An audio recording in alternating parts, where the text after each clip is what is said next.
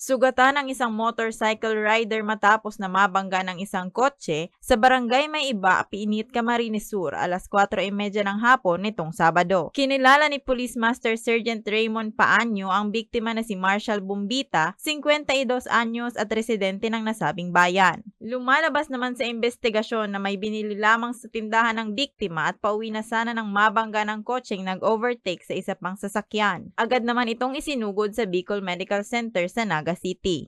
Base po sa investigation namin, nag-overtake kasi itong sasakyan, yung Toyota Rush.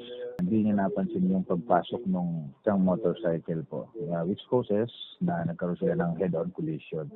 The result of the accident, nagkaroon ng injury sa katawan ng driver ng motorcycle, si Mr. Bungita. But immediately naman po dinala sa Bicol Medical Center para sa medical.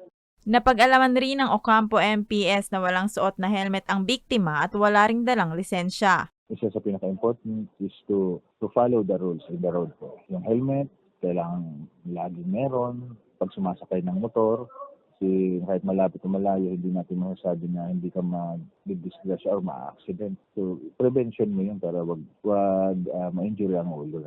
And then, another thing pa po, siguro kung mayroon ka naman talagang license and undergo ka sa mga seminars ng LTO before ka bigyan ng license, alam mo yung mga traffic rules po, yung dapat natin sundin para makaiwas tayo sa aksidente. Kasi yung mga rules na yun, sinet talaga yun, ginawa to avoid accident po. Kasi kung susundin natin yun, wala aksidente. Yun lang naman po.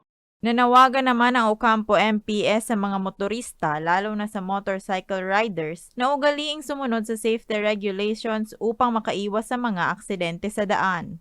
Para sa mga balitang Tatak Bicol, Rose Bilista.